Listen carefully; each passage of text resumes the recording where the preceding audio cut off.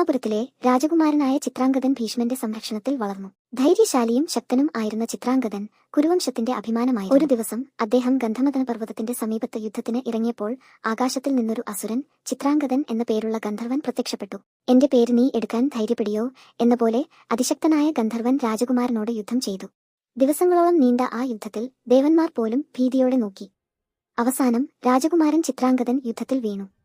ഹസ്തിനാപുരം മുഴുവൻ ദുഃഖത്തിൽ മുങ്ങി. ചിത്രാംഗദന്റെ മരണം ഹസ്തിനാപുരത്തിന് വലിയ ആഘാതമായിരുന്നു. രാജാവ് ശാന്തനുവും സത്യവതിയും അതിനുശേഷം ഏറെക്കുറെ അപ്രത്യക്ഷരായി. ഇപ്പോൾ കുരുവംശത്തിന്റെ ഭാവി ഭീഷ്മന്റെ ചുമലിലായി. ചിത്രാംഗദന്റെ അനന്തരവനായ വിക്രമ്യ ഹസ്തിനാപുരത്തിന്റെ രാജാവായി. ധീരനും ധാർമ്മികനും ആയിരുന്ന വിക്രമയൻ ഭീഷ്മന്റെ ഉപദേശപ്രകാരം രാജ്യം ഭരിച്ചു. എന്നാൽ വിധിയുടെ വഴികൾ അത്ഭുതകരമാണ്. അവൻ അപ്രതീക്ഷിതമായി രോഗബാധിതനായി സന്താനമില്ലാതെ മരണപ്പെട്ടു. രാജ്യം വീണ്ടും ശൂന്യമായി. ഭീഷ്മൻ വിറച്ചു. കുരുവംശം നിലനിൽക്കണമെങ്കിൽ പുതിയ തലമുറയെ സൃഷ്ടിക്കണം. അപ്പോൾ സത്യവതി പറഞ്ഞു, എന്റെ മകൻ വ്യാസൻ മഹർഷിയാണ്. അവനാൽ ധർമ്മം പാലിച്ചും ആത്മീയമായും വംശം തുടരും. വ്യാസൻ പറഞ്ഞു, അമ്മേ, ഞാൻ വാഗ്ദാനം ചെയ്യാം. ഞാൻ സത്യവും ധർമ്മവും പാലിച്ച് കുരുവംശത്തിന് പുത്രന്മാരെ നൽകും. ഭീഷ്മന്റെ അനുമതിയോടെ വ്യാസനെ വിളിച്ചു. വ്യാസൻ തന്റെ യോജ്യമായ ശക്തി പ്രയോഗിച്ച് വിക്രമേന്റെ വിധവകളായ രണ്ടു ഭയോയമാർ അംബികയും അംബാലികയും അനുഗ്രഹിച്ചു. വ്യാസൻ സത്യവതിയുടെ മകൻ ആയതിനാൽ രാജവംശവുമായി രക്തബന്ധം ഉണ്ടായിരുന്നു. അതുകൊണ്ട് ജനിച്ച മകൻ ധൃതരാഷ്ട്രൻ അന്ധനായി. അംബികയെ അനുഗ്രഹിച്ചപ്പോൾ അവൾ ഭീതിയിൽ കണ്ണുകൾ അടച്ചു. ധർമ്മത്തിന്റെ നിയമപ്രകാരം അവർ ഗർഭിണികളായി. അംബാലികയെ അനുഗ്രഹിച്ചപ്പോൾ അവൾ പേടിയിൽ മുഖം മങ്ങിയതുകൊണ്ട് ജനിച്ച മകൻ പാണ്ഡു വെളുത്ത വർണ്ണനായി. ഇരുവരും വ്യാസന്റെ അനുഗ്രഹഫലമായി ജനിച്ച കുരുവംശത്തിന്റെ പ്രധാന പിതാക്കളായി. സത്യവതിയും ഭീഷ്മനും ഈ കുട്ടികളെ വളർത്തി.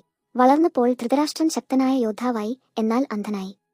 പാണ്ഡു ബുദ്ധിയുള്ളവനും ധീരനും ആയിരുന്നു. ഭീഷ്മൻ ഇരുവരെയും രാജ്യം ഭരിക്കാൻ പഠിപ്പിച്ചു. കാലക്രമത്തിൽ ധൃതരാഷ്ട്രൻ ഗന്ധാരാജകുമാരിയായ ഗന്ധാരിയെ വിവാഹം ചെയ്തു. ഗന്ധാരി ധൃതരാഷ്ട്രനെ അന്ധനാണെന്ന് അറിഞ്ഞപ്പോൾ തന്റെ ഭർത്താവിന്റെ ദുഃഖം പങ്കിടാൻ അവളും കണ്ണു കെട്ടി ജീവിതം ചെലവഴിച്ചു. അവളുടെ ഈ മഹത്തായ സമർപ്പണം മഹാഭാരതത്തിൽ ഒരു പ്രതീകമായി. പാണ്ഡു രാജാവായപ്പോൾ അവൻ രണ്ടുപേർ മഹിളമാരെ വിവാഹം ചെയ്തു, കുന്തിയും മാദ്രിയും. കുന്തി ധർമ്മനിഷ്ഠയും കരുണയുമുള്ള രാജകുമാരിയായിരുന്നു. മാദ്രി സുന്ദരിയും സ്നേഹപൂർണയുമായ രാജകുമാരിയായിരുന്നു. അവരോടൊപ്പം പാണ്ഡു സന്തോഷത്തോടെ ഹസ്തിനാപുരം ഭരിച്ചു. എന്നാൽ വ്യാസന്റെ വാക്കുകൾ പോലെ വിധിക്ക് സ്വന്തം വഴികൾ ഉണ്ടാകും. ഇവരുടെ ജീവിതത്തിലൂടെ തന്നെയാണ് മഹാഭാരതത്തിന്റെ വൻകഥയുടെ തുടക്കം ആകുന്നത്.